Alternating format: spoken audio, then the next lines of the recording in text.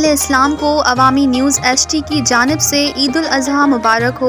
घोटकी मां अवां खे ख़बर ॾींदा हलूं त घोटकी वेझो ॻोठ सुलेमान घोटो जे ॿिनि धुरनि में पुराणे तकरार तां झेड़ो थी पियो आहे। फायरिंग, गोलियूं ऐं लठूं लॻण सबबि 4 ॼणा ज़ख़्मी थी पिया आहिनि। ज़ख़्मियुनि में मोहम्मद उमर, शाहिद, वली मोहम्मद घोटो ऐं अब्दुल मजीद घोटो गोलियूं लॻण सबबि ज़ख़्मी थी पिया आहिनि। ज़ख़्मियुनि खे तारका अस्पताल घोटकी आंदो वियो, जिन मां हिकु ॼणे वली मोहम्मद घोटो खे ॻणती जोगी हालत में सखर मुंतक़िल कयो वियो। वाक़े खां पोइ मुतासिर धुर जे माण्हुनि हाजी पहलवान घोटो, हाजी मंज़ूर घोटो, मोहम्मद हयात घोटो ऐं ॿिनि एहतिजाजी मुज़ाहिरो कंदे दाहींदे चयो त पुलिस एहलकार मोहम्मद यूनुस घोटो जे बच ते 15 ॼणनि अकबर घोटो, गफ़ार, ज़ुल्फ़कार घोटो, गुल हसन ऐं ॿिनि असांजे मथां हमिलो करे फायरिंग कई, जंहिं सबबि असांजा 4 ॼणा सख़्त ज़ख़्मी थी पिया आहिनि। हिननि जो वधीक चवणु हो त 16 साल अॻु असांजे नौजवान न्याज़ घोटो खे क़त्ल कयो हो, जंहिंजो केस घोटकी जी अदालत में हलंदड़ आहे। मक़दूल जे केस तां हथ खणण लाइ मुसलसल दॿा विझी रहियो आहे ऐं पुलिस बि जवाबदार धुर सां बट बणियल आहे। मुज़ाहिरीन SSP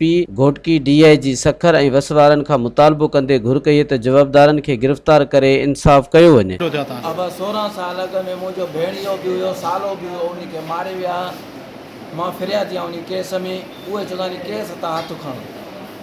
मां केस तो हथु नथो खणा, इन जे करे उहे मूंखे रस्ते में अची करे विड़िया आहिनि। 15 माण्हुनि खां मथे हुया। मां आयुमि पे अकेलो हुयुमि, मां डर सां हलाईंदो आहियां।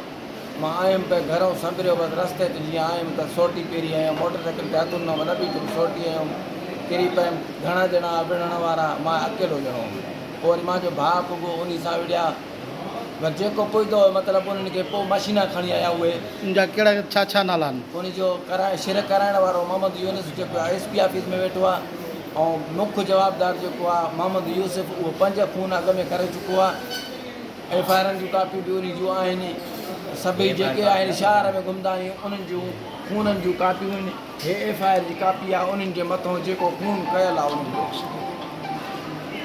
जो FIR। हिन महिल ताईं पुलिस तव्हांजी घोटकी A सेक्शन कहिड़ी मदद कई आहे? काई मदद न कई आहे। पुलिस वारो असांखां पुछण बि न आयो आहे।